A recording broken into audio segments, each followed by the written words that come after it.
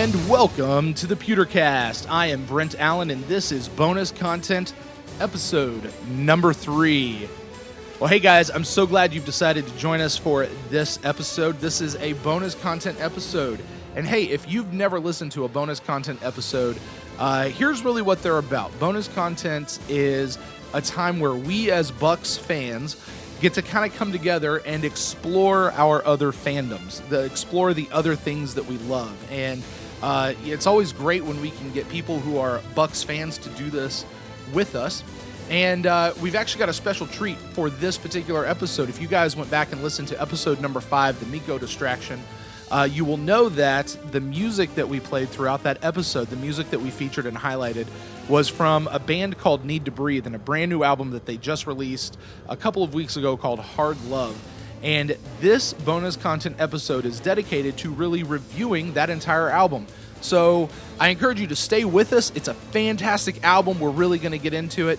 And I hope you guys are going to come to love this band just as much as I have. And I love the fact that we were able to highlight them on our last episode. Now, that being said, I have a guest with us here this week on a bonus content episode, and this is a guy that we went to school together a lot of years ago, and we've not really seen each other since then. So it's been fun here over the last few minutes to get to catch up with him, and he is also a Bucks fan and a Needtobreathe fan, and I'd like to welcome onto the show Mr. Mike Morgan. Mike, welcome to the show, man.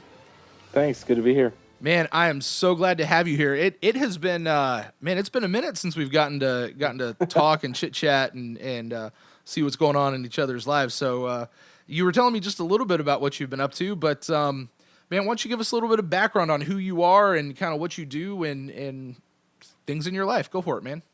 Yeah. My parents were missionaries, so I grew up all over the world. Really, was in Italy. Alabama, if that's a foreign country, and Arizona is kind of like a foreign country. Was in South America for a little bit and Australia, and ultimately went to college in Florida, and that's where I met you. Mm-hmm. There we were. I can't remember if you worked all summer on security one time. I did. I lived at that college year round. If I wasn't in class, I was working because I did not want to go home in those summers. Yeah, well, my parents were in Australia, so I didn't have a choice. I mean, I guess it was kind of a nice deal. They let you sleep there for free, mm-hmm. kind of. Mm-hmm. But yeah, actually, I think there was one time. This is kind of funny because I don't really come from a musical family at all. My parents aren't musicians. My sister took piano lessons, but I really loved music. Eventually, I learned to play the guitar while I was in South America. Just really got into like. Back then was the mid to late 90s. I was really into Jars of Clay. And I remember one time, it was actually kind of funny. I didn't have a car either. And one time I rode in your car. I forgot where, we were probably going to Walmart or something. And this is back when we all had CDs in these giant binders because iPods weren't invented yet. Right. We were listening to Audio Adrenaline's Underdog CD. And you had some mishap where like all of your CDs had gotten lost or something, so you had to re-burn all your CDs. Oh yeah, they got stolen out of my car. Yeah, and so we were listening to this album, but I don't know what kind of program you had them in, but basically you burned all the songs on the album in alphabetical order, and it wasn't the original track listing. Oh yeah, it drove me nuts the entire time because I knew what song was supposed to come next, and it wasn't that song. That's funny. So, it just didn't sound right, did it? No, it was weird, and it just kind of, I don't know. Maybe that was where I was like, maybe I'm a music nerd. I don't know. I mean, I enjoy playing music. Right now, I currently lead worship at my church, play guitar, play bass, I do sound, I do a little bit of everything for them. So, I love music. I love good music. I like guitars. I like Needtobreathe. I think Bear's got a great voice. He's got a unique voice. And just for people who are listening, the name of the lead singer is Bear Reinhardt. He's actually named after the great football coach Bear Bryant. Roll Tide. And But yeah, so Bear's got a definitely a unique voice. It's Yeah. him as soon as you hear it. So Yeah, definitely. So, yeah, I mean, I love music, and I'm excited to be here. I'm excited to talk about this album. and you're a Bucks fan too. Yes, yeah, So how long yeah. how long have you been a Bucks fan? Has that been a lifelong thing, or what was Well, that for you? since 97, 98. Okay, that's right When, about the time I became a Bucks fan too. So yeah, so was that yeah. So because you had it moved was to Tampa around that time, yeah. or? We moved to Tampa then, and that was actually it was the year that they got their new uniform, Mm-hmm. the pewter. The red They and got pewter. the creamsicle Uh-huh. swashbuckler who looked like he should have been in the Pirates of Penzance and not a Buccaneer. Oh, watch it now. You got some old school Buck fans that might take issue with you over there over Buccaneer Bruce. So yeah, so you're a Bucks fan, which puts us in the same album or in the same boat. Get the pun? Did not intend for that to happen. And you're also a Need to Breathe fan. Now you mentioned playing worship at church and different things like that. We should point out that Need to Breathe is they're not a band in the Christian market as much. They're a band made up of Christians. But their music really is for anyone and everyone who just likes good Southern rock. And like anyone else, things about their life definitely come through their music. And occasionally you do hear faith come through, but really they're just a good Southern rock band. So how long have you been a fan of Need to Breathe? When did you first come across them? I mean, I'd heard them on the radio, but the first album I got, my wife actually got for me on our 5th anniversary, was the Outsiders album. It was a great album. And yeah, and I really liked it. And then eventually I got The Heat, which I thought was an even better album. Which is interesting because that was actually their album before. Yeah, The right. Outsiders. Yeah, it was the previous album. And then so I kind of like caught up a little bit. Right. And then eventually, The Reckoning came out, and then I thought that was an even better album. Right. So it just kept getting better and better. And then Rivers and Wastelands came out. I don't know, it just didn't.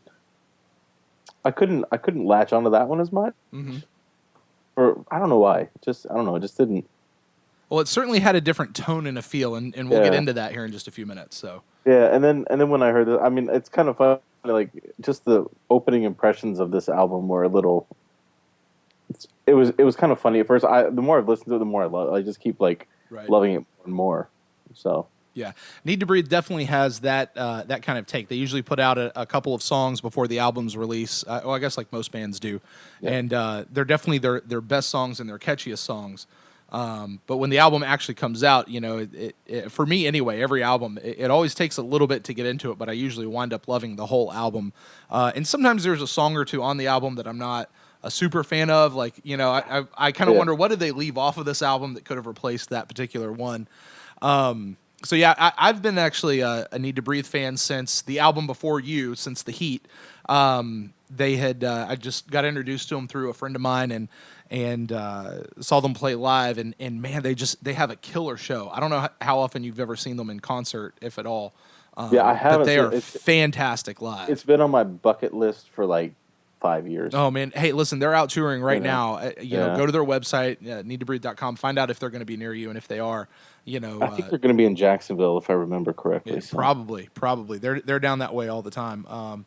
But I've already got my tickets. I've got like 8 seats blocked off. Nice. We're going to be taking a bunch of people. So, but Need to Breathe has certainly been on a journey. And for people out there that are new to Need to Breathe, we'll catch you up a little bit on that. Need to Breathe it's a 4-piece band.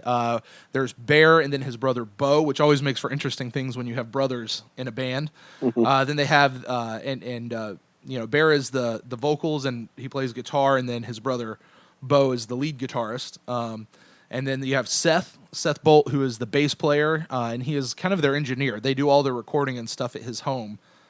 Here, they're actually a local band to where I now live, here in Greenville, South Carolina. But they do all their recording at his home. And their drummer for the first 4 albums, his name was Joe Stillwell. And Joe left the band after their 4th album, after The Reckoning, which was really just a fantastic album. And they talk about this a little bit on a live album.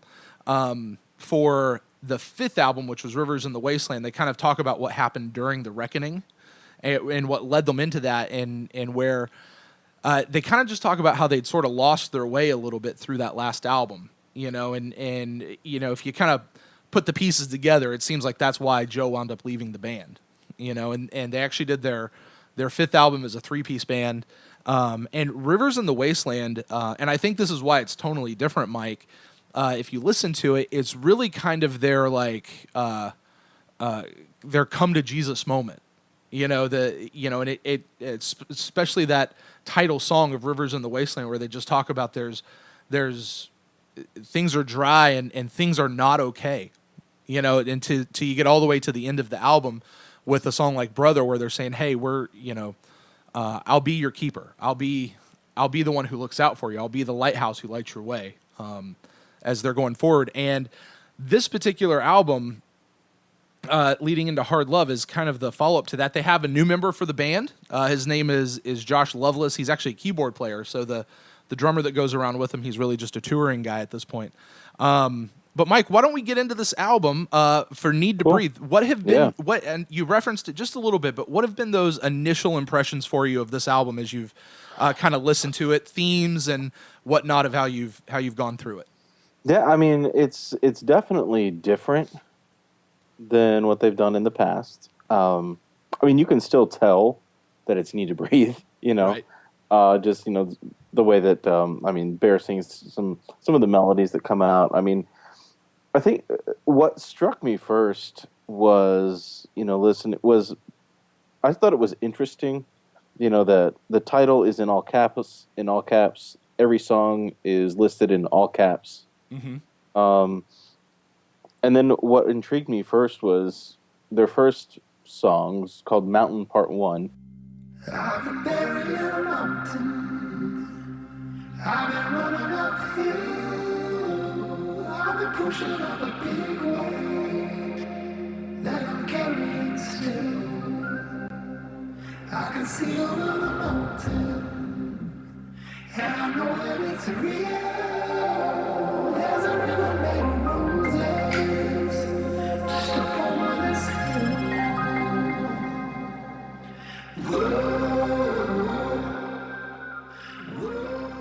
And it's a short song. I think it's only 50 seconds long. I mean, they've done this before with The Heat, where they started off with like a little short ditty.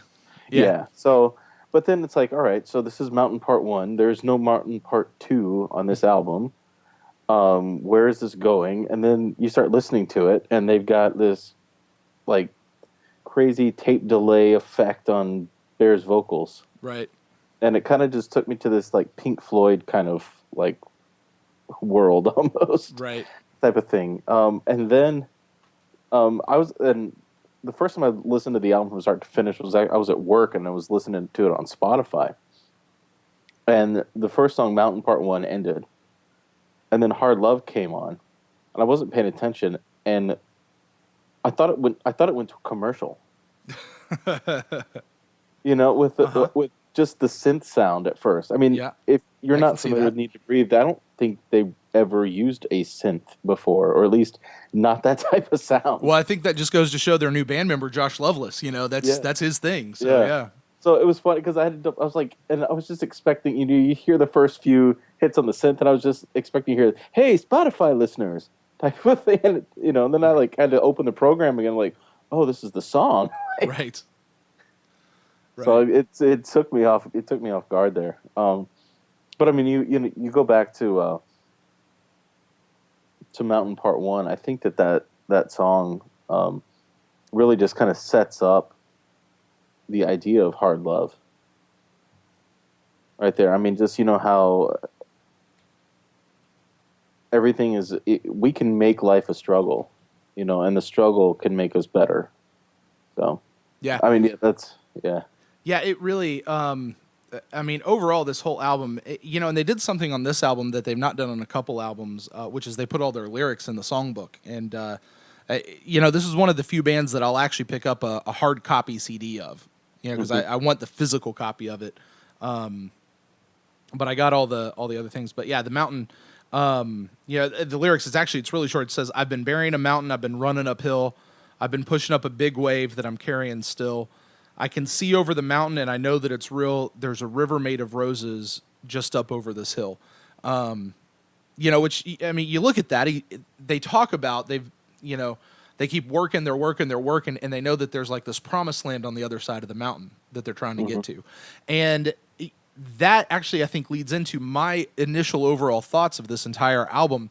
And I believe that Need to Breathe has done something with this album that they've not done with any of their other albums. And this one just really goes to talk about that. This is so they had their come to Jesus moment. They had their spiritual awakening, so to speak, with Rivers in the Wasteland. And this is them getting back to music, this album. Like it kind of tracks in their story. Like this is really the next part of the iteration that is Need to Breathe. And I believe, and we'll talk about this as we go through each song, but I believe that this is actually a concept album of Need to Breathe.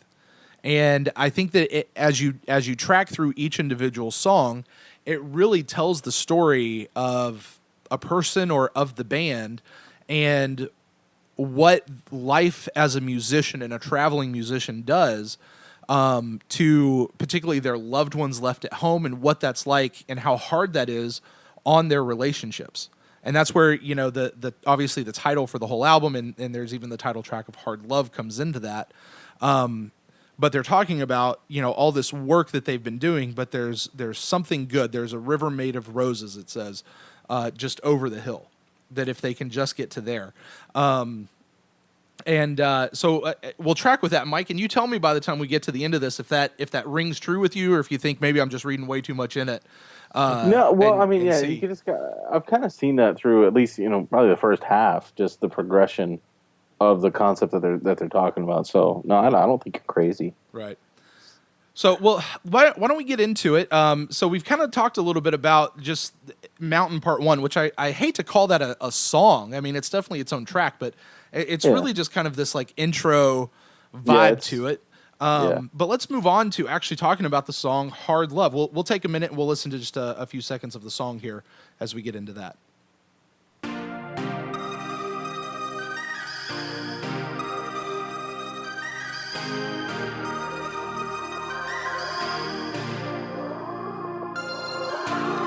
Trading punches with the heart of darkness, going to blows with your fear incarnate. You never know until it's stripped away. Part of you has gotta die to change. In the morning you gon' need an answer. Ain't nobody gonna change the standard. It's not enough to just feel the flame. You gotta burn your old self away. Hold on tight a little longer. What don't kill you make you stronger. Get back up, 'cause it's a hard love. You can't change without a fallout. It's gonna hurt, but don't slow down. Get back up, 'cause it's a hard love. You know the situation can't be right, and all you ever do is fight. But there's a reason that the road is long.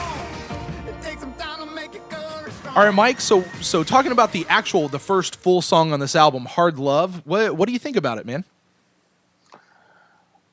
It's grown on me a lot. Like the first time I heard it, I think I was a little freaked out by the synth, just because it was so different. But I mean, it's got a seriousness to it. Sure it does. Yeah. Especially in like the first part or the end of like the first half of the first verse. The last line says, "A part of you has got to die today." Mm-hmm. Basically, you're gonna lose things along the way. But not to sound cliche. I mean, they say it in the chorus where what don't kill you makes you stronger. Right. Get back up because it's a hard love.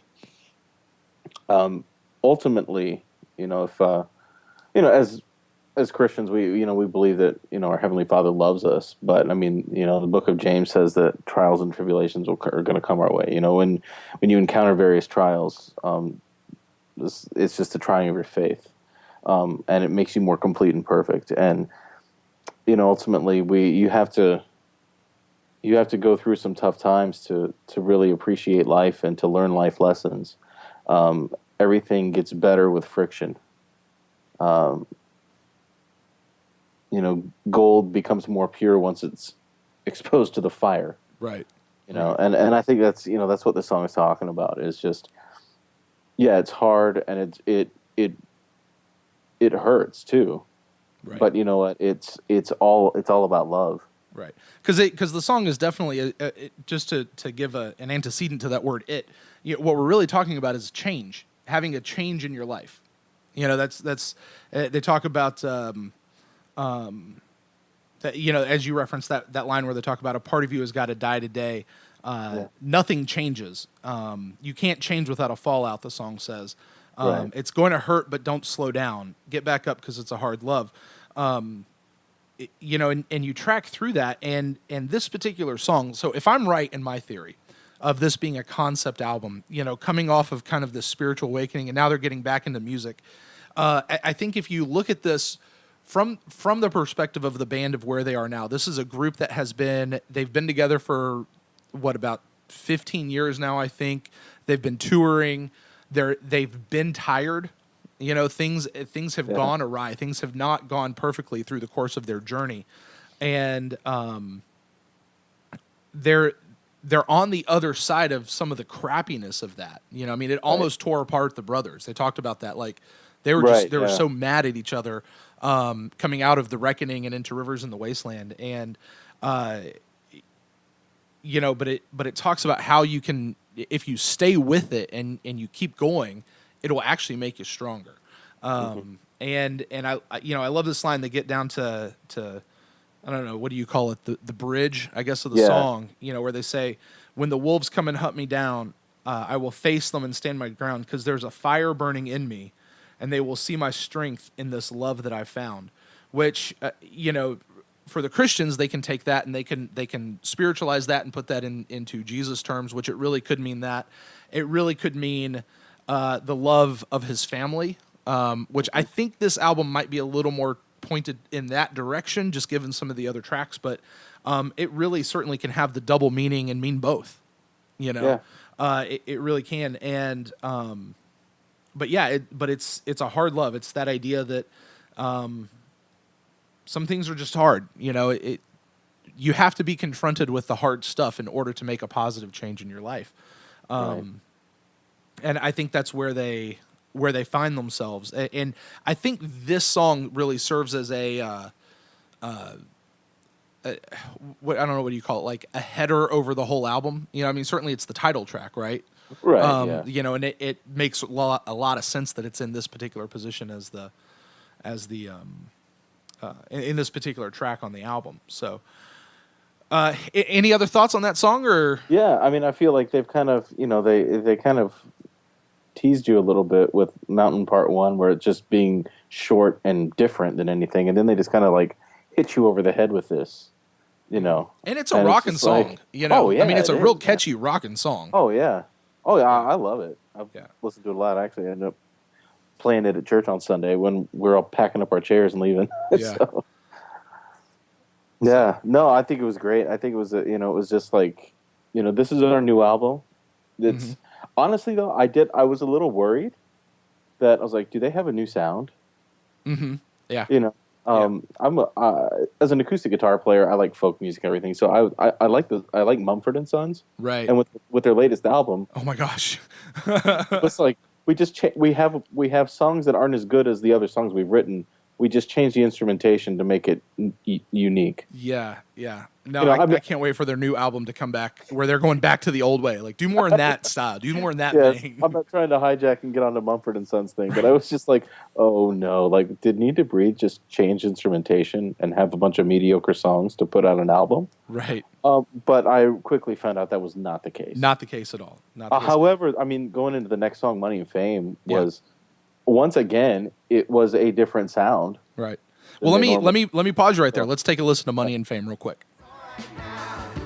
I know, you know, everybody goes when the lights go. What do kids wanna know about now? I made enough to make a young gun proud. Money and fame bring a man shame, ain't no doubt about it. What do you kids wanna know about now? I found the bottom from the top somehow. Money and fame bring a man shame, ain't no doubt about it. All right, so that was a little bit of track number 3 on the new Hard Love album. Mike, what you were just starting to talk about this song, the song "Money and Fame." What do you think about it? Yeah, well, when it started, I was really expecting to hear Tupac come in, honestly. Yeah, yeah. It has that feel. I see what you're saying. It did, Yeah. man. I could just hear him in my head, and but I really like the message of the song. And I think it, kind of like you were harkening back to, they had, they're a really hard-working band. Yeah. And they have had success. I think my favorite line in this whole song is the line that says, "I found the bottom from the top somehow." Right. How, we basically accomplished what we wanted to accomplish, and we just hit rock bottom. Right. Right. Which again, you look at that, and that's them. Like it's like this song is them kind of giving a warning sign to other people who are maybe a little bit behind where they have been, who are coming up, saying, "Hey, don't focus on these two things of money and fame." Which, you reference the meaning of the song, and I just want to make sure we say that for people who haven't heard the song all the way through yet. That this song really talks about how. The chorus of it says, "Money and fame can bring a man to shame, ain't no doubt about it." Like that's the refrain of the entire song. They say that again and again. You kind of scratch your head going, well, how does that happen? Money and fame. And it really, it goes to serve and talk about how those things can corrupt you. These guys are in it for the love of music, and then money and fame turns around and messes the whole thing up when you start focusing on that. To exactly the line that you said of, "I found the bottom from the top somehow." Like, how are you up top and all of a sudden you find the bottom in it? Like that doesn't seem right. So, for me, and I think I probably should lead with this and explore this as a profession. I am a stand-up comedian. So, while I'm not a musician, I am a performer and I do tour. I do go out on the road. So that's where I think maybe a lot of my I'm interpreting my own experience onto this album a lot. And that I think I share that with Need to Breathe a little bit. But I get that idea. It's been something that I've had to fight against in my own career of, the money and the fame. 'Cause certainly I've had the phone calls and certainly I've had those people. And that's why, but I have had nowhere near the success that Need to Breathe has had. I don't sell out stadiums and arenas. I'm glad if I pack out a club for one show on a weekend. If I get 50 people to a bar show who might not have been there otherwise, that's an awesome night for me. I could pack out a church. Sometimes they'll bring me out for that. Corporate gigs are awesome, by the way, because those people have to be there. Like they don't have a choice; they have to sit there and listen, so because they're working. It's like, and then they're gonna laugh at you because it's better than sitting at a computer crunching numbers, or watching some guy on a PowerPoint presentation for 3 hours. So, but I think that's where I catch this as a warning sign and a bit of their own story of saying. So they come off the mountain saying, "I know there's something still coming. There's something over this hill. Hey, listen, if you want to change, if you want to do something better in your life, it's a hard love. It's going to take something actually dying inside of you. You've got to have something that falls away." And now I think they're talking about what that thing is that has to die in order for the change to happen so that you can reach that promised land. You see what I'm saying? That's where I really believe this is I think the track order here is very, very important, and these songs all really lock together and fit together, which makes me love this album all that much more. And I mean, I don't know. Money, it's a great song. It's a fun song to listen to. I can't wait to hear them play it live. But I think it's a very simple song and what it talks about and how it goes forward. So, do you have any other thoughts on this song before we move on to the next one? No, not really. Yeah, I mean, it just reminded me of that ESPN documentary, the 30 for 30 series called Broke. Where I don't know if you've seen it or not. It's just basically it's stories of these athletes who were just, they had money and fame and it somehow lost it all. Yeah. Just because, I mean, they were either done with their money, had the wrong friends, just whatever. And Didn't listen to Dave Ramsey.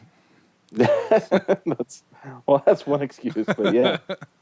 Yeah, and it's not that money and fame is an absolute recipe for disaster. Right. There's some people that can handle it, but there's we live in a culture where a lot of people can't. Yeah. But to your, I mean, like you said, I love the song. It's a rocking song. Right. Yeah, it's a great song. It has a great message to it, and I think it just, like I said, it just highlights where they are and where they've been. So, all right, moving on to the next song. Let's give a little listen. They take a turn, musically speaking, in this next song called "No Excuses." Let's listen to it. There's no excuses for what you're doing. Girl, I've been your lover since high school.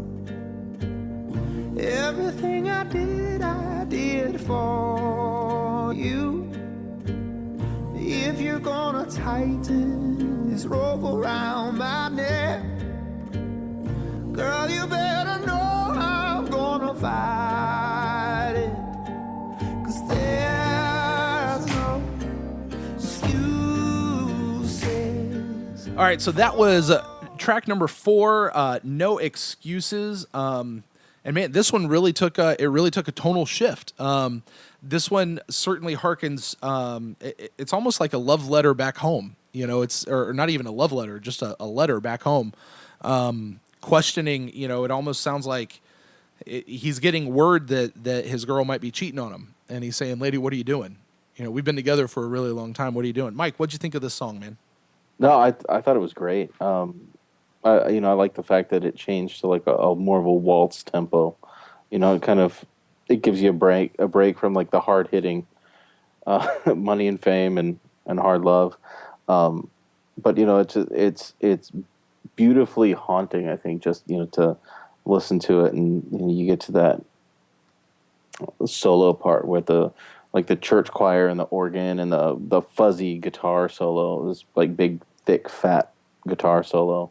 And it's just, the song is just beautiful to listen to. But like you said, it's not really a song you want to be singing to your significant other on a romantic. Yeah, not if you're in a good spot with her. Not it's a good one if you think something's going down, but probably not if you're in a good spot. I don't know. This song makes me wonder where this song came from. Like what's the inspiration behind writing the song? And I really wonder if one of the band members, while they were out on tour, actually caught word of something maybe going on at home, and he had some questions. And I wonder if this is, it makes me wonder if that's a part of it. And, because certainly, a lot of times you hear about a rock star going out on the road and they're the ones that wind up sleeping around and being rather promiscuous, Mm-hmm. But you can imagine what if that's flipped on its head where that guy's out every night and has all these people throwing themselves at him and he's doing what he can to stay faithful to his wife and only to get word that she's been running around on him at home, saying, "What are you doing?" There's no the line, "There's no excuses for what you're doing." Trying to bring me these sorrows, and you could imagine, as you talk about the hard love, like what it is to be out on the road and to be at home, and the conflict that those two things can often bring with each other. So this was a rather short song. I thought it was an interesting placement on a tonal level because usually this is a song of this type comes in towards the end of their albums. Historically, I if you look at track 8 or 9. Yeah, they usually put it back there, but here it's track number 4. I guess technically song number 3 if you look at it that way. Go ahead.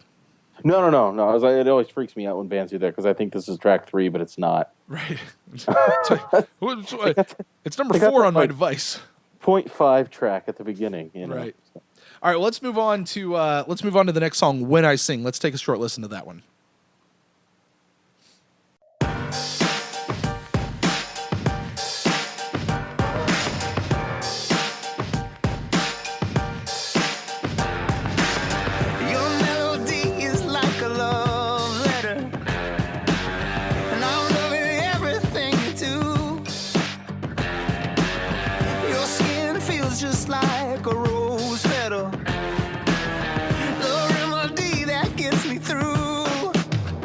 It's when I sing. You're the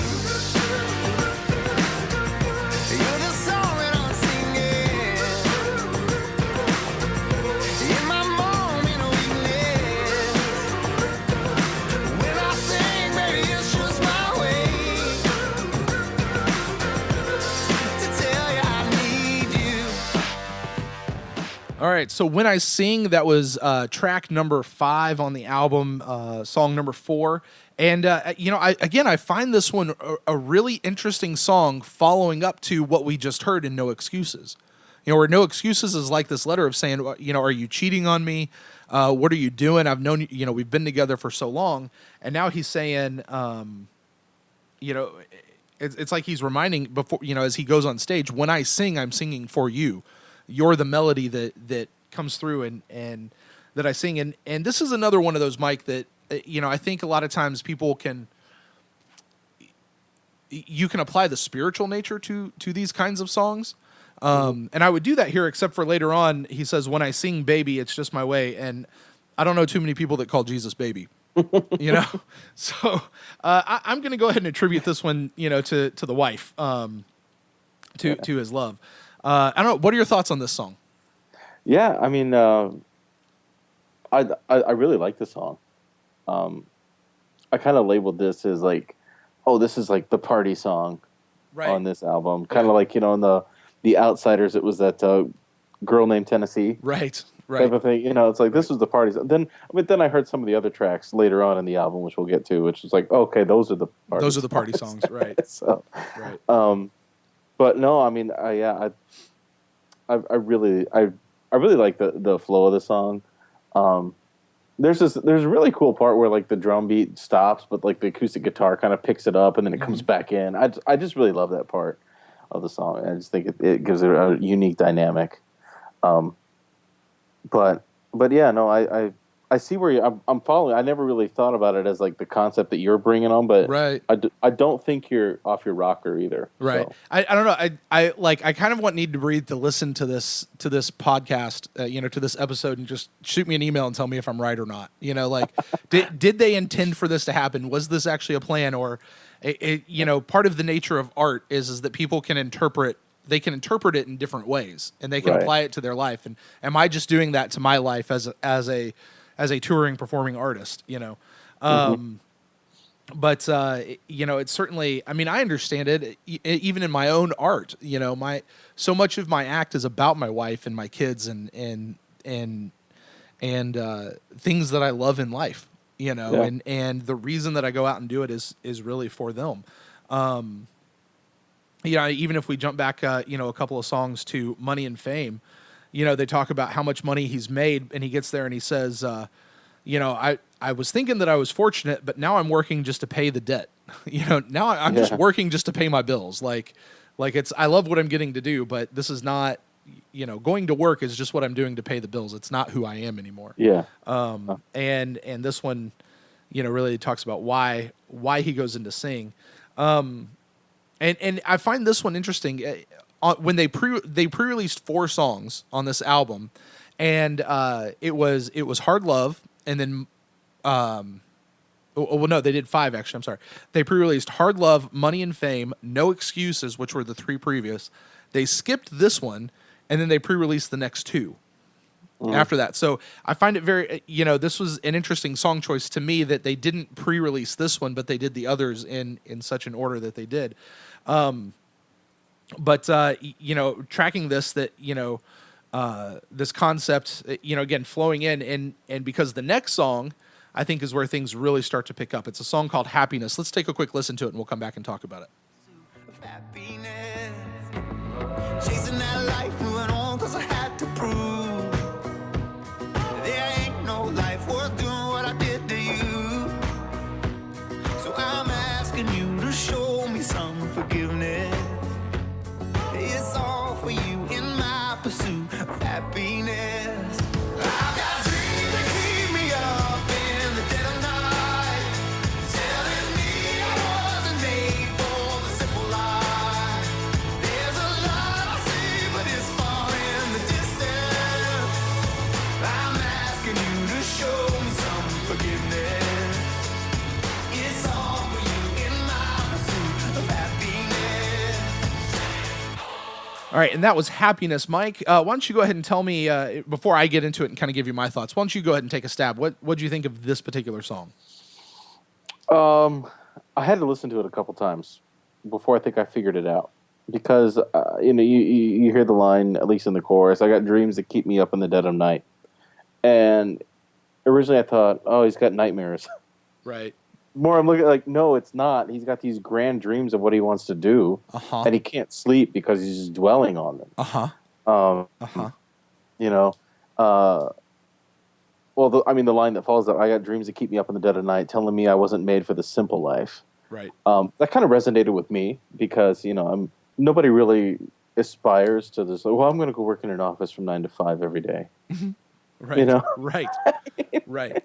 You want to, as a kid, you want to be a policeman or a fireman or something. Nobody's like, I just want to create assessments for customer support representatives so we can test their skills and make sure that, they're producing the right results for our customers. Like, that's really nobody's like. That's not their career aspirations as a middle schooler. Yeah. So, I think it's interesting that he's definitely in this pursuit of this goal and these dreams. He's causing some pain to someone else. Yeah. That's why he's asking for forgiveness. Right. Right, because there's that line. It's such a juxtaposed line. Like it almost sounds like a country song, like something you'd hear in a country song. It's like it's so it's so opposed to each other. It says, "I'm asking you to show me some forgiveness. It's all for you in my pursuit of happiness." Like that's such a weird line. I'm asking for forgiveness, but it's all for you in my pursuit of happiness. Yeah, it's like how is me pursuing my happiness good for you? Right. So I'm. Yeah. So I'll talk about this song a little bit. This is the song that I absolutely relate to the most on this entire album, and this was the first song that they made a music video for from this album. And when I first started in comedy, my wife was very, very pregnant with our first kid. And I had to make a decision where I actively chose my family over a career at that time. I said, listen, there's, getting out and touring and being gone all the time and trying to get big and famous and earn a bunch of money, it has to be secondary to my wife and my child and being with my family. It just has to be secondary. And I have been in this struggle for the last 4.5 years in doing this job, this profession of how do I walk that line, because, when I get into the clubs and I get into speaking with other comedians and I meet these people that are famous and that are nationally touring and that really are doing big, huge theaters, which theaters are an awesome job, an awesome gig to get into if you can get those routinely. And these are guys that I watch they're either single and they're just out there living the bachelor life, and these are guys that will never actually develop a relationship because they're not in one place long enough to do that with, or I'm watching these are guys that are pursuing their dreams and chasing their dreams at the expense of their family and their relationships at home. And I have had to make a cognitive decision to slow everything down and not chase after that. Okay, so that's where I'm coming from into this song. So when I hear this, and I personally connect this with this song, the opening line, "I've got a homesick heart, but a long ways left to go," which to me says he's on tour. He wants to go home, but he's got a lot to do. And he, he's talking about chasing that life. But there's no life worth doing what I did to you. That here he's recognizing the cost to his family, the cost to his relationships, to the loved ones. It's that hard love idea again, of I have been in pursuit of my happiness, and it's cost you, but I did it for you. I've gone out here to work and to make all this money and to be famous so that we can have nice things. I did that for you, but it's been my dreams and it's been my happiness. But I need to ask you for forgiveness because it was all for you in my own selfish pursuit. You know, it's this, I justified my selfish pursuit by saying that it was for you, and now I need to ask for forgiveness. And I love this song. This song, it just so connects with me on that level, because that's how I understand this song. And the line that you referenced earlier, Mike, where he says, I've got dreams that keep me up in the dead of night, telling me I wasn't made for the simple life. I have those every single time.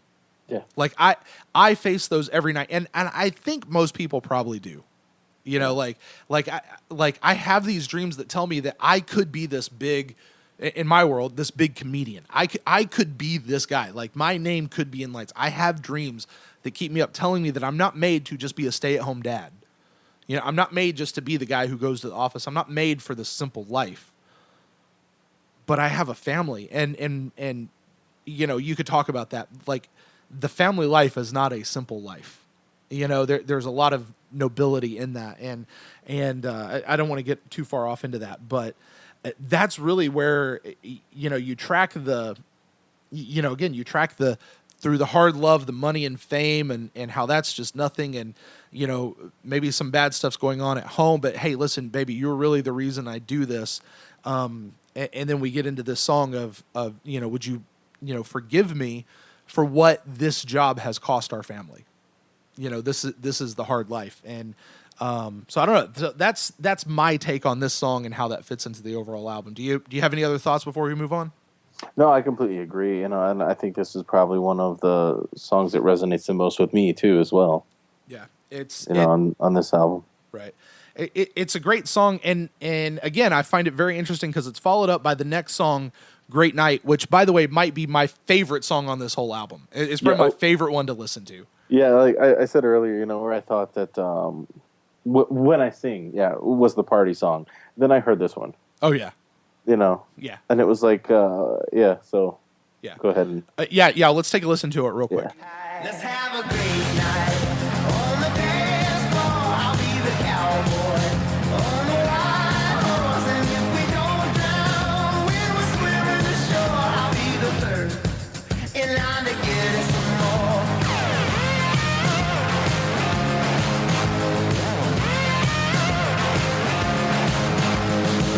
I got some money burning holes in my pants, and I've been wearing down the bones in my hands.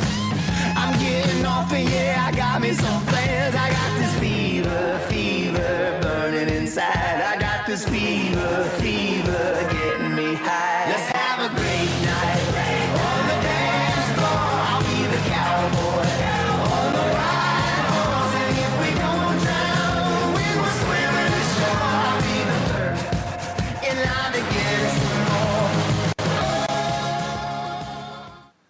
more. Okay, so Mike, I'm going to compare this song to another famous song by another famous band, which I'm sure you've heard of before, and I think this is their version of that song. Do you remember an old band called Nirvana? yes. Do you remember an old song that they had called "Smells Like Teen Spirit"? Yes. Do you know what that song was about? Have you ever broken it down? You know what it was really about? I just remember there was a bunch of random words that rhymed. Right. Well, they're not random. If you go back and look at it, it's actually their experience when they're on stage.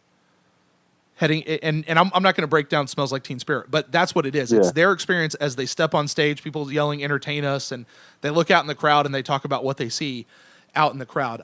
I think this is Needtobreathe's version of that song. I think this song, as you go through it and you break down all the different lines and lyrics in it, this is them saying what it's like being on stage in the middle of a concert, and it's awesome. Like, for all the hard stuff that's happening at home, like, and for what this job has meant, there is something that when you get on stage and you're in the middle of what you're doing and you're connecting with the crowd and everything's pumping and all the energy's going, and it's like, it's truly fun. Like, it's amazing. It's awesome. And that's why I think, as you call it, the party song, I think this is just them trying to encapsulate what it's like to be on stage as a rock band in an arena full of people just rocking out in the middle of their show. I absolutely think that's what this song's about. Yeah, I mean, I think, you know, I could definitely hear the Black Keys playing this song in a huge arena, you know. And, you know, they did this song with some other South Carolinians, Shovels and Rope. Yeah, that's who did this song with them with Shovels and Rope. Yeah. Yeah. So I mean, I had never heard of Shovels and Rope before until this. So yeah. I've not. Have you gone and looked up Shovels and Rope and seen anything else? Because I've not yet. Yeah, I mean, well, they are from South Carolina. They're a married couple. Okay. And they're like, it's kind of funny. They like do folk rock, folk punk, folk, I guess plain folk. Weird. Okay. Yeah. So I mean, I don't know. It's interesting. I need to look them up a little bit more. Interesting. But yeah, they're fellow South Carolinians. Interesting. Yeah, it's with you and Needtobreathe. Well, there you go. Hey, listen, every time I go see Needtobreathe now, it's their homecoming show, which is awesome because this is their hometown, you know? Like, yeah. I want to go with them, you know, to their house after the show, which would just be weird for them. And no, I'm not going to do that, but I feel like I could. When's Needtobreathe coming to Greenville? It's November, it's like November 8th or 11th or somewhere right around there. So, man, if you want to come up, I've got a couple extra tickets. You can come rock out with me. Yeah, well, my parents actually live in Liberty, South Carolina. Oh, nice. Yeah. Now, so so it's not that far. Dude, come on up, man. I'll give you a couple free tickets. You can come on and rock out with me, man. They're great seats too. Like I got them the day they went on sale. I walked up to the box office and I said, "Give me those seats right there. That's where I want to be." Nice. So, here at the Well. So, yeah, love this song. Great night. It's absolutely a fantastic song. Any final thoughts on that one before we move on? No. But I will say this. I love this song. It's a great song. It's best in my opinion. Song. It's the best song on the whole album. So, all right. Well, the next song is called "Be Here Long." Let's take a quick listen at that one. And though my heart may be in pieces, my eyes are still set on you. And though I can't keep it together, I know that you want me to.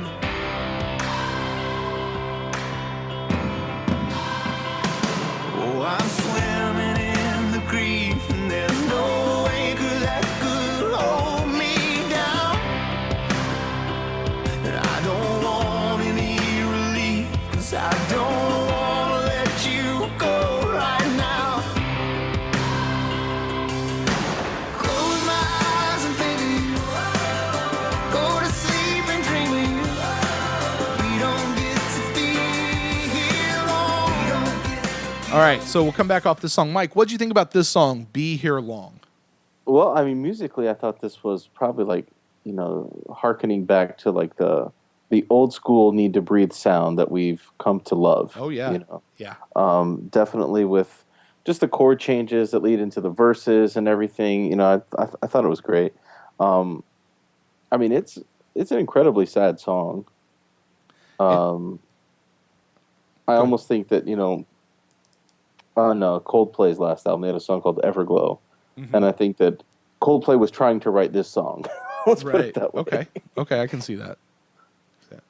So can I give you my take on this song? Yeah, go ahead, man. I think this is the song that they have written to their fans for after the show.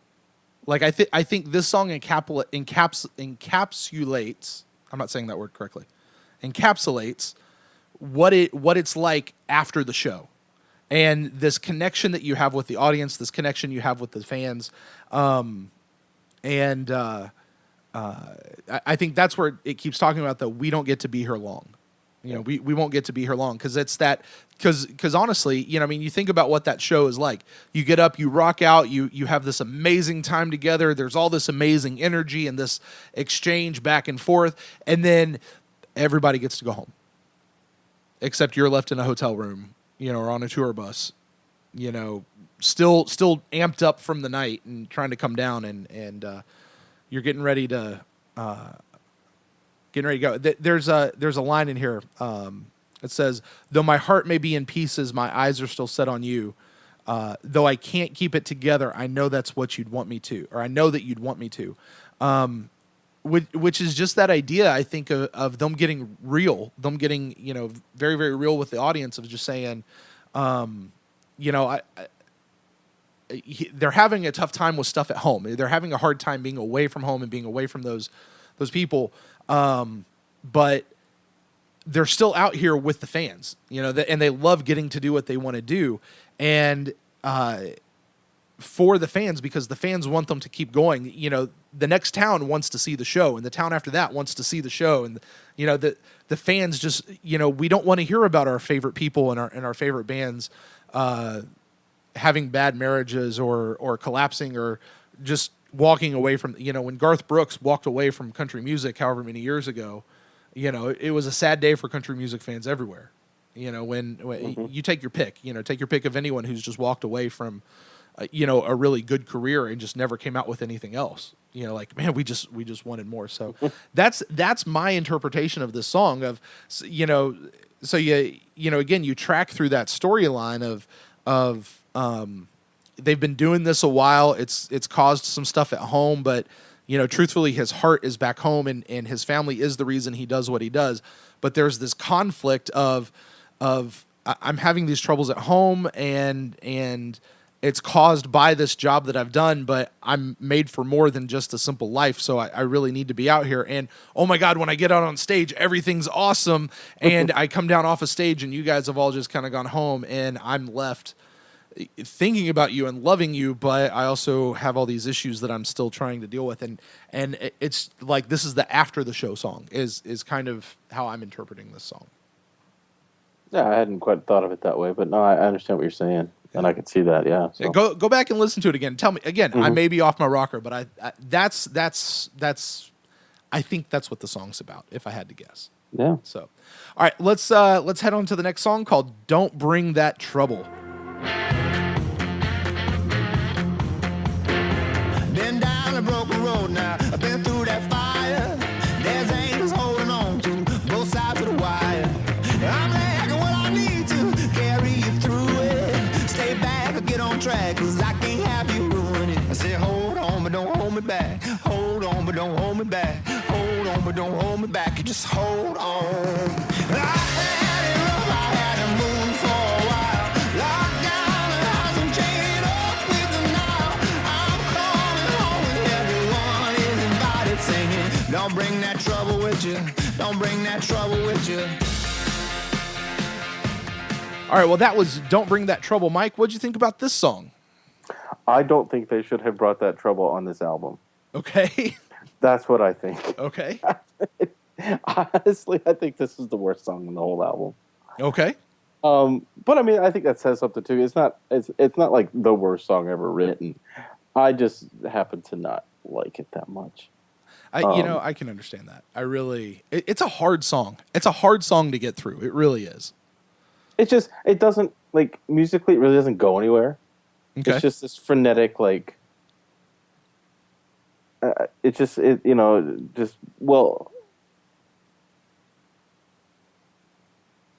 got the kind of weird intro, and then it just doesn't stop until the end. You know, and I mean, I guess it's great if you want to do some fast line dancing or something, but not, you know, other than that, I just kind of stop and think, like, what else could they have put on the album instead of this one? Sure. You know? Sure. So, well, and this is where, you know, again, this is where I think it being a concept album, for me anyway, this song makes sense in the structure of the album, but I agree with you that it's not my favorite song on the album. And for me, again, to go back to that concept, I think this is so the tour's over and he's now coming home. And this is like that idea of don't bring the trouble from the road back home. You know, like kind of even just talking to like it's kind of a letter to the job. Like he's talking to the job of don't bring that here because I'm going home. yeah. And you know, he said, hold on, just don't hold me back. You know, it's kind of the refrain throughout the song. He's talking about just leaving all that out, and he's I think it's because he's heading home. I think that's really that's just where it's taking us. Which I don't really have anything else to say about this song. Do you? No. Okay. We can talk about the next song though. Yeah, because this song again, this song to me is he's now home. Oh yeah, you know, and he's reconnecting with those loved ones. Let's take a quick listen to it. Yeah. Baby, let's stay home tonight. We can put a couple records on. We can build a fire, all right. Maybe we can dance till dawn. everything will be just fine. Don't even have to put clothes on. I can keep you warm inside. Baby, let's stay home tonight. Lately, we've been walking in a straight line, doing our own thing, never seem to find time. We've been going down, making reservations. All right, so Mike, I think here we have what we could argue is probably the most beautiful song on this entire album. It's probably my favorite song on the album. Is it? Okay. I really, really, really like this song. Yeah. This may be the most beautiful song that they've ever written on any of their albums. I don't know that it's my favorite song, even on this album, but I do think it really very well could be the most beautiful song that they've ever written. And they've had some really, really pretty songs over the years. So, yeah, go for it, man. Talk about this song. What do you really like about it? Well, I mean, I think I kind of relate to it too. I actually need to do this again with my wife, but we used to do this thing what we called the Amish night. Uh-oh. Where Mike, this is a PG show, man. Can you share this? Yes, I can. Go ahead. I could even share it at our college. Whoa. Okay. Yeah. Yeah, basically it was like, we didn't have any computers, cell phones. We wouldn't watch TV. We would even turn the lights off and light candles, and we would just talk. We would stay home. We would basically get rid of all the distractions, and we would just kind of hang out. We might even play a board game or something. Hence, so we just called it Amish night. Right. But no, but I mean, even musically, this song is just it's just beautiful. I just love the way it. I love the way it begins. I love the way it changes in the middle. I like the way it ends. I mean, it's just. Yeah, and it's great, and it's just about the simplicity of a relationship. Oh yeah. I mean, and it fits right in with that idea of love. This whole album, everything's talking, pointing towards that. Things have to, in order for things to change, you have to go through some hard stuff, and this is really kind of the payoff of that in a lot of ways. Of what that is to be able to come home to a loved one. And I can't get off this without talking about, the hey line, where they talk about, they say, baby, let's stay home tonight. We can put a couple records on. We can build a fire. All right. Maybe we can dance till dawn. Everything will be just fine. Here you go. Don't even have to put clothes on. Now and they say that more than once. Oh, it is the chorus of the song. Yeah. Says, I can keep you warm inside. Whoa. Baby, let's stay home tonight. And it is everything, as an artist, from an artistic standpoint, with everything that they're talking about. If we had to put this in the Christian context, Mike, this is like the book Song of Solomon in the Bible. Yeah. For Needtobreathe musically. It's a very sexually charged song. Not just because of that chorus, but for everything else that's in it. For a rock band like Needtobreathe and the content that they usually talk about, this is a turn on a lot of their stuff, and I loved it. It's I don't know that it's my favorite song on the album, but it is one of my favorites, and it'll catch you, and it's nice and slow too. It's not rocking. It's just right in there. So. All right. Well, let's take a listen to the next song, which is called "Testify." So let go. Give me your heart, give me your soul, sing it with all your might. Come to the fountain and you can be satisfied. There is a peace, there is a love, you can get lost inside. Come to the fountain and let me hear you testify. Wave after wave, as deep goes too deep.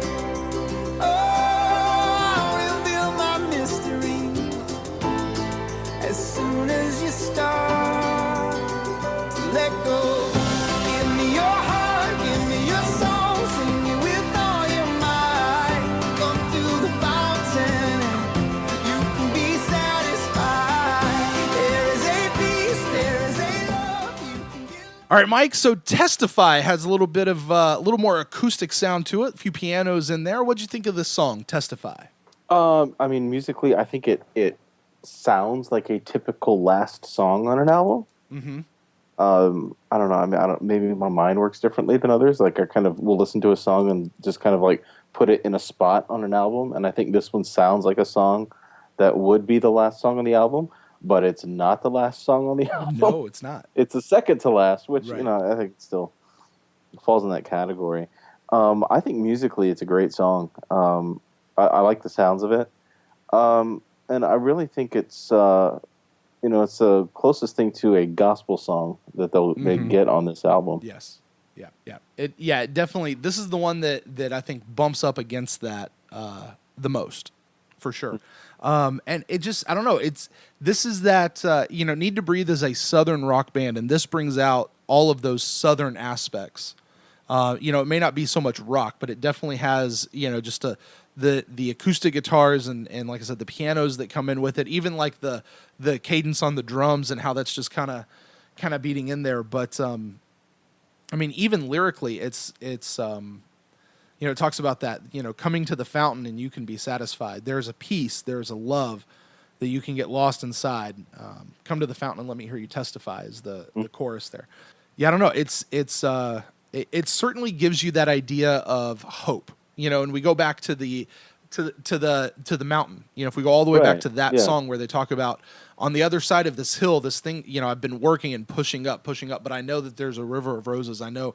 And it's almost like we finally hit that place. You know, he's been on this journey of the hardships of what it is to be out on the road and this chaotic nature of I really miss my family, but man, I really love my job and what I get to do. And then I finally get to come home and just be with the people that I love and be with my spouse and enjoy everything that has to offer. And that this is where that promised land is. You know, it's almost like we've hit that spot, and it plays to that idea of, I think, hope, you know, so much so for where you could eventually get to in life. You know, and if you wanted to spiritualize this, like this one could almost be written from the viewpoint of God or Jesus to us as people. You know, saying, you know, give me your heart, give me your song, sing it with all your might, come to the fountain, you can be, you know, it's that kind of call to what that is. So, which, you know, it makes a lot of sense. You know, Bear and Bo they were sons of a preacher. Yeah, and I mean, and I think it kind of like almost puts an umbrella over all the craziness that, you know, that they've kind of gone through, that, you know, that this is, there's a bigger and greater purpose to all of this. You know, that, you know, all of the heartache and hard work that we've had to do and the successes and the valleys that we've gone through, but ultimately, you know, there is that hope. And I think as one of our professors in college said, you know, Jesus comes back and we win. Yeah. That's what it is, you know. Yeah. So all right. So that is the what we'd call the penultimate song here on the album, and that leads us into the final song, Clear. Let's take a quick listen to this one. Oh, it's so clear. Come a little closer, all my love is right here. I just wanna hear you whispering, you still trust. You're the only thing that I've ever been sure of.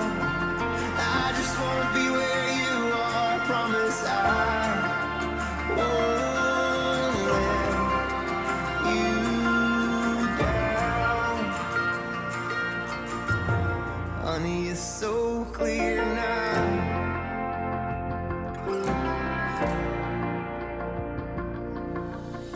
You are the four-wheel. All right, Mike. So that is the final song on the album, Clear. We've had a run of songs here right up towards the end of the album that have really mellowed out. You know, coming off the high of what was, you know, Great Night. Yeah. And things have really mellowed out quite a bit. What'd you think of this song, Clear? Musically, it was good. You know, I liked the ebb and flow of it. I like the feel. To be honest with you, though, lyrically, I don't know. I wasn't buying it. It's a love song. At least Right. that's what it seems like.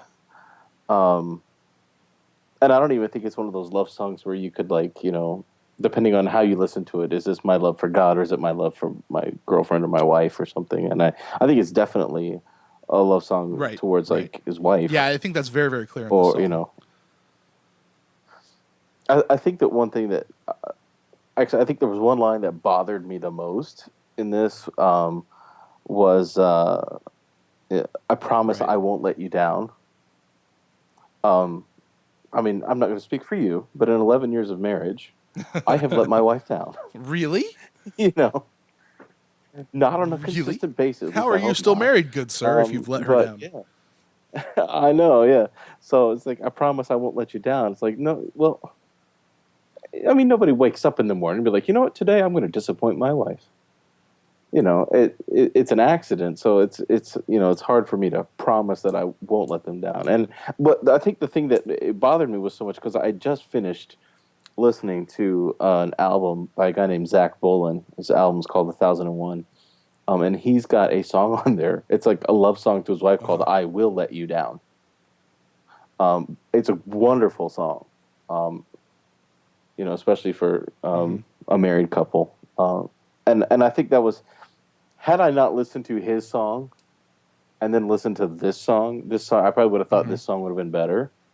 To be honest with you, I really thought "Testify" was the last song on the album. Right. It could have stood in as the last song on the album. It could have been the last Yeah. song on the album. And then this song came on. And like I said, I like the way it sounds. Right. It's I really like the music in it and everything. I think overall, though, it kind of seems like an unrealistic love song. Okay. That's just my take on it. Right. But that doesn't mean that I don't like it. Right. Right. And I can certainly, I mean, that's fair. I certainly see where you're coming from, and you're absolutely right. We are going to let each other down. We're going to let our wives down. They're going to let us down. We're human. It happens.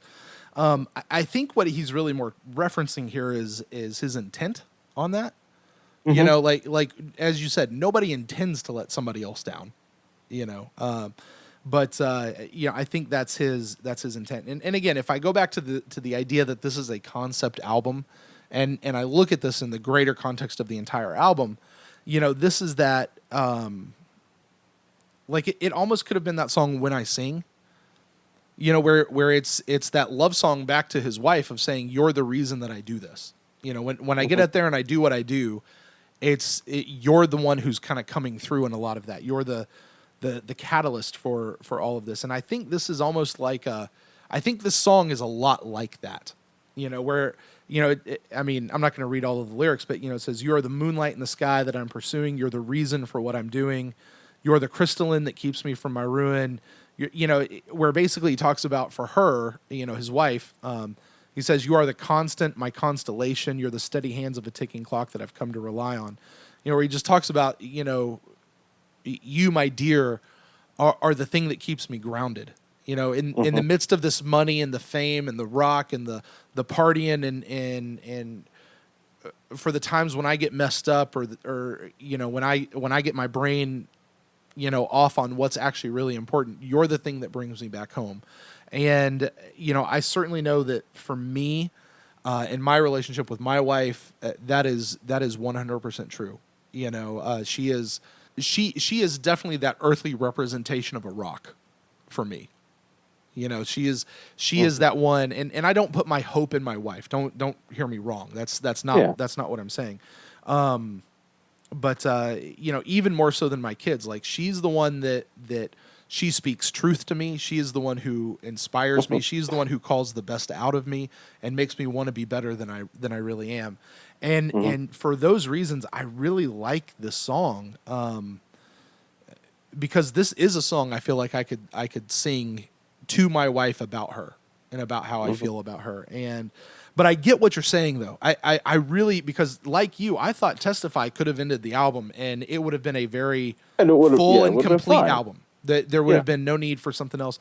This almost feels like, in a little bit of a ways, like like this was instead, usually at the end of an album, Need to Breathe has about 3 or 4 other songs that they wrote that didn't quite make it onto the album.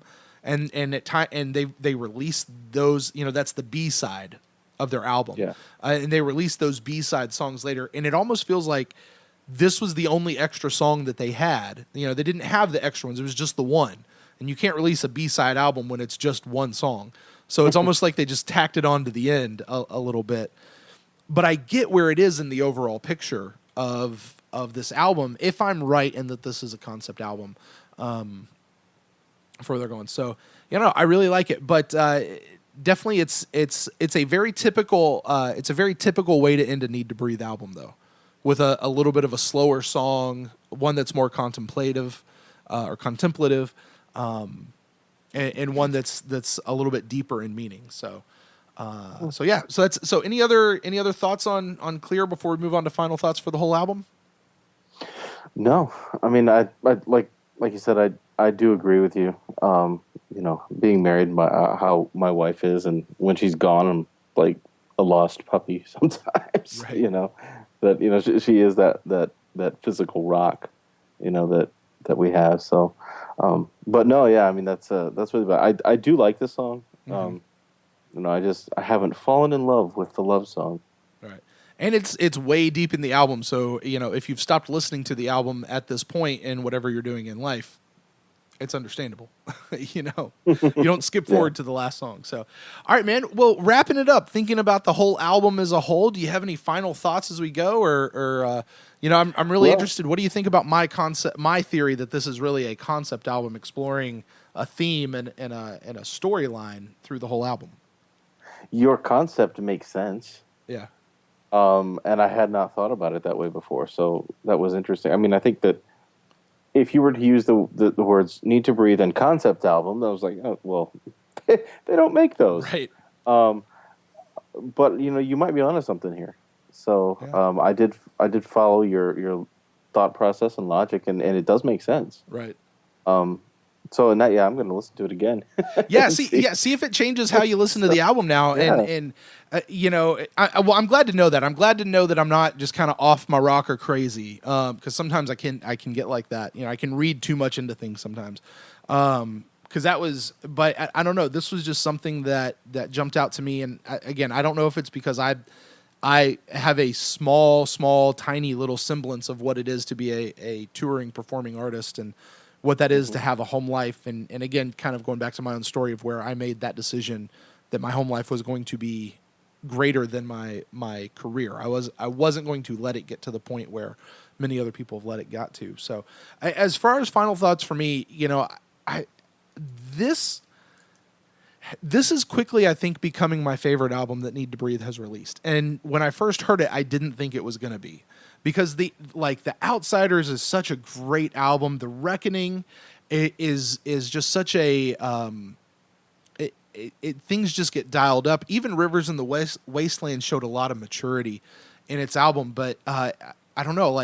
I'm a sucker for a good story, and I think where I personally am relating to this album so much, it might be becoming my favorite album that they've put out yet. Mm. Well, it's definitely, they were very, I mean, just even with the first 3 tracks, they basically were saying, this is different. Right. Than what we've done in the past. Mm-hmm. But they didn't lose their way at all. Right. This is definitely a Need to Breathe album. Right. Down to its core. They didn't try to sell out or anything, like I said earlier with Mumford & Sons. They didn't change instrumentation and just have some weak songs. Mm-hmm. And yeah, actually, I'm excited to listen to it again. With your concept in mind. Yeah. Go back and see if it rings true. And unless I miss my guess is the next album that we get is gonna come out, and it's going to be a just solid rock filled album. Like I think that's what they're due for next. In their evolution of how they're putting out albums. But I think this is a great album for now. I think it's a great album for this particular spot in their journey and in their careers. And man, I can't wait. This is 2016. They're on pace right now for a new album every couple of years. So I'm looking forward to 2018. Not only because the Avengers the Infinity Wars is coming out, but also because Needtobreathe will be due for a new album come 2018. So, all right, guys. Well, I think that's going to wrap it up. Mike, thanks so much for joining me for this review of Needtobreathe. It's been fun. Man, that's fantastic. Well, hey, listen, hey, Mike, just real quick before we get out of here, what are your thoughts on the upcoming season here for Tampa Bay for the Bucks? What are you looking forward to, or what are you thinking about it? I think we could have a good team if we have a good offensive line. Okay. I really think it comes down to the offensive line. They're going to dictate how well we play offense. Yeah. Well, we had a pretty good one last year. So yeah, we've got the receivers. Jameis Winston probably was the best Buccaneers quarterback I've seen in Buccaneer history. Yeah, and he was a rookie. Yeah. I kind of chuckle about the first game where you had a lot of Bucs fans like in freak out and panic mode, where it was the draft pick that we could have had, probably had the best game of his life, right, against us. Where Jameis Winston's first touchdown he ever threw was for the other team, right? Right. And people are going, "Oh, we could have had that other guy," and I was never in favor of drafting Marcus Mariota. Mm-hmm. Never. I mean, name a quarterback from Oregon who's panned out, right? Ever, Right. And so, it was like, it was early in the season. I wasn't going to give up on Jameis Winston. I was just hoping he could stay out of trouble. Right. And he managed to do. Right. When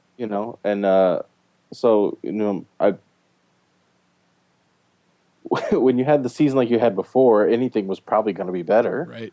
And it was. And then I guess in this offseason, Jameis Winston's lost about 20 pounds. That's what they say. Yeah. Yeah. So I think with him, as a very smart quarterback, and talented quarterback, you've got talented receivers. I was ecstatic with the Mike Evans pick, back when we drafted him. 2012, yeah. Round, yeah. So glad that, people were, wanting Johnny Manziel. Right. How did that work out for you, Cleveland? Right. 2013, I think it was. Never mind. Yeah. 2013. 2013, yeah. So, and then Sims out of West Virginia. Yeah. He's a slippery little running back. Man. Every time he seems to get the ball, he's getting like 5 yards. Oh, yeah. I mean... Yeah. Yeah, and Doug Martin's no slouch either. No, yeah. So, that's what I'm saying is if the offensive line can play well, I think that the offense is going to be great. Because we've got the skilled position players, but if the offensive line falls apart, everything goes. That's one thing I love about the sport of football is, you can't just rely on one person. One person misses an assignment. The other 10 guys do what they're supposed to, and then it's just shot, Right. It can be. Yeah, and that's the team sport. Yeah, and I'm right there with you. I was a little bit pro Mariota when everything first shook out, because of what you heard about the off the field issues, but with Jameis. But as I looked at them, and it maybe took me a week. As I really looked at it, they didn't bother me that much. We talk about on the show often. To me, it was very clearly a maturity issue. It was not a character issue for who he was as a person. And, Marcus Mariota, I don't want to take anything away from him, but he is not the rah, cheer him up, go out and lead him kind of a guy. Right. And we have lots of those people already on the Bucs. Like Gerald McCoy is a fantastic player, but he's not going to go out there and be that guy. Levante David's a fantastic player, but he's not going to go out there and be that guy. We didn't have that guy. We didn't have the guy who could rally the troops, And Jameis Winston was that guy. And as a student of leadership, especially, I love everything I'm seeing out of Jameis Winston. And hey, I hope Tennessee does really, really great with Marcus Mariota. I certainly don't wish him any ill will. I do hope that we beat his ever-loving ass the next time Jameis Winston plays him. Into the ground, because after the college championship game between him and Mariota, and then their very first professional game, Mariota's 2-0 over Jameis. And I really want to see Jameis. I hope Mariota is not like the kryptonite for Jameis. Just like every time he comes up against him. Jameis is great in every other situation, but for whatever reason, I hope that's not the way we go. And hopefully I didn't just curse him with that either. So, well, Mike, it's been really great catching up with you. Man, I think we've got a great season ahead of us. And, man, thanks for joining me on this show. Yeah, thanks for having me. All right, Bucks fans. Well, if you want to get in touch with me, you want to leave me a note and let me know what you thought of this album of Needtobreathe's Hard Love, you can email me at thepewtercast@gmail.com, or you can catch up with me on social media, Twitter or Facebook at thepewtercast. Would love to get to interact with you. I do respond to every piece of email and communication that we get. And hey, remember, if whatever you say is at least good or somewhat slightly amusing, I may use it and may read it on the show. As always, please subscribe to us on iTunes and leave us a review. That helps everybody else find us. And that also, if we get to 25 reviews by the start of the preseason, which we only got a couple weeks left, we will add an instant take show to every game for this season. So just as soon as we can get to the recorder, we'll record a short 20-30 minute instant take of the game before we get to the main show later on that week. So I hope you guys are having a great week. Go buy Need to Breathe. You can get it on iTunes. You can get it on Spotify. You can go to Cracker Barrel, actually, if you want, and you can get an album, and it has a special 2 bonus tracks. You won't get them anywhere else. Or you can get it anywhere CDs are sold if you are still into the hard disc thing like I am. At least I am with this band. Other than that, guys, y'all have a fantastic week, and we'll catch you next time here on the Pewtercast. Go Bucks.